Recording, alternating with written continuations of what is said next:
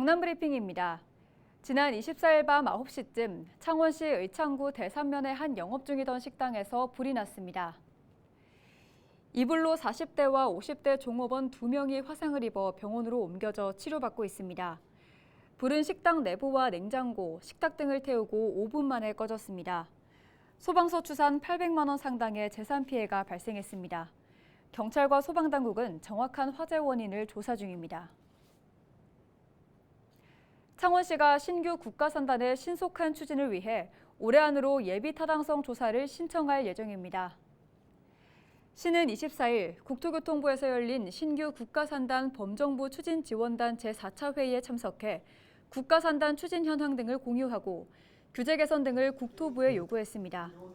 또 대기업과 중견기업을 대상으로 국가산단 후보지에 대한 투자 수요를 확보해 내년 안으로 예타 통과를 추진할 계획입니다. 지난 8월 23일부터 25일까지 열린 마산 어시장 축제에 9만 3천여 명이 다녀간 것으로 나타났습니다. 창원시는 통신사와 카드사 등의 데이터를 분석한 결과 축제 방문객은 9만 3천여 명, 매출액은 5억 8천만여 원을 기록했다고 밝혔습니다. 또 방문객 중 창원 시민 비율은 76.4%, 다른 지역은 23.6%였습니다. 창원시는 객관적인 통계로 분석된 결과인 만큼 일본 원전 오염수 방류에도 많은 방문객들이 찾아 수산물을 소비했다고 설명했습니다. 이태원 참사가 일어난 지 1년입니다. 정부는 재발 방지를 위해 국가안전시스템 개편 종합대책을 발표했습니다. 이 대책들 제대로 작동하고 있을까요? 하나씩 살펴보겠습니다. 우선 지능형 CCTV입니다. 이 CCTV는 단위 면적당 인원을 자동으로 측정해 밀집도가 심각 단계에 이르면 경찰과 소방에 경고 메시지를 보냅니다. 정부가 이 CCTV를 설치하기 위해 확보한 예산은 100억 원. CCTV 한 대를 설치하는데 대략 1,000만 원이 든다고 하니까 필요한 모든 곳에 설치하려면 당연히 부족할 수밖에 없겠죠. 기존 CCTV를 활용하자니 노후 기계들이 너무 많아 이 역시 쉽지 않다고 합니다. 또 이태원 참사 당시 피해를 키웠다는 지적을 받은 불법 증축물. 사고 이후에도 이태원 일대엔 여전히 불법 건축물이 세워지고 있습니다. 지난해 11월부터 지난 9월까지 적발한 불법 증축물이 총 279건이라고 하는데요. 참사 이후 정부는 국가안전시스템 개편 종합대책을 마련했습니다. 2027년까지 총 97개 과제를 완료하겠다고 했는데 현재 완료율은 13.4% 수준입니다. 이태원 참사 유족들은 여전히 그날의 비극에서 벗어나지 못하며 재발 방지를 외치고 있습니다.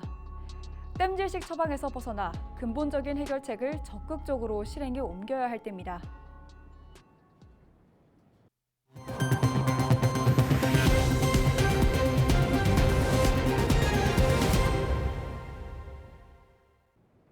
의령군이 결혼을 앞둔 청년 부부를 대상으로 웨딩 촬영비를 지원합니다. 청년 부부 웨딩 촬영비 지원 사업은 사진 촬영비뿐만 아니라 드레스 대여비와 메이크업 등 실제로 소요되는 비용을 최대 30만 원까지 지원합니다. 지원금은 모바일 의령사랑 상품권으로 지급됩니다. 대상은 지난 1월 1일 이후 웨딩 촬영을 한 만 18세 이상 만 49세 이하의 청년 부부로 신청일 기준 1명 이상이 주민등록상 주소지가 의령군이어야 합니다. 신청 방법은 신청서와 첨부 서류를 갖춰 가까운 읍면행정복지센터나 의령군 소멸위기대응추진단에 신청하면 됩니다.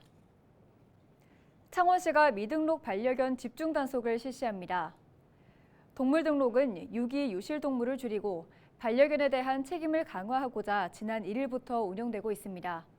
적발 시 1차는 20만 원, 2차는 40만 원, 3차는 60만 원의 과태료가 부과됩니다. 국가등록문화재인 진주시 옛 배용초등학교 본관이 학생 문화나눔터 다음으로 새롭게 단장했습니다.